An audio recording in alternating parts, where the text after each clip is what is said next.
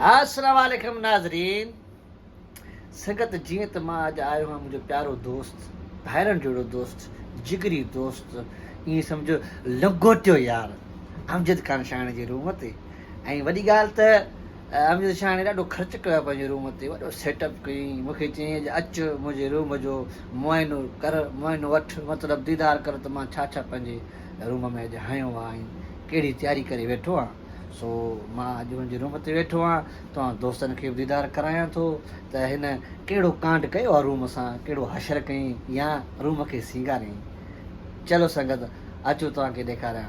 ही पाण वेठो आहे, वेठो न बल्कि बीठो आहे, हा सही बीठो आहे। हे आहे अमजद शाणी, सूअर जहिड़ी मुंडी अथसि, वॾो ख़तरनाक आहे। हाणे सेटिंग हुन कयो आहे रूम में। अच्छा पहिरियों त हीउ हथ धोइण वारो इहो नओं हणाई, ॾिसो संगत।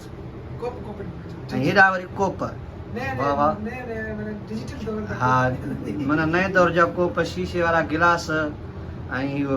हा ठीकु, इहो त थियो ओके। हाणे हेठि वरी सिलेंडर, हा हा हा, गैस बि वठी आयो आहे हरकती, माना रध पचा जे हिसाब सां।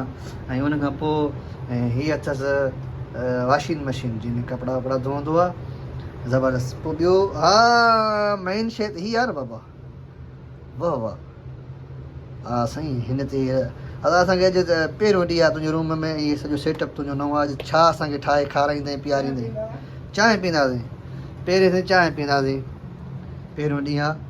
अदा हेठि इहो टेबल अलाए किथां वठी आयो आहे, हेॾी VIP कुर्सी, हेॾां वरी इहा अलमारी, वॾो कमु लॻो पियो आहे रूम में काका, हे बेड VIP। सो संगत सऊदी अरब में रहूं था, परदेसनि जी इहा ज़िंदगी अथव। हीअ असांजो नंढो रूम आहे असांजे दोस्त जो। तव्हांखे दीदार करायोसीं। वीडियो तव्हांखे पसंदि अचे त शेयर कजो, लाइक कजो, सुठा कमेंट कजो, जीअं तव्हांखे वरी ॿिया सुठा सुठा वीडियो भरे रिकॉर्ड करे तव्हां दोस्तनि जे अॻियां पेश कयूं। मोहबतूं ख़ुशि हुजो, मुल्क कंदा रहो।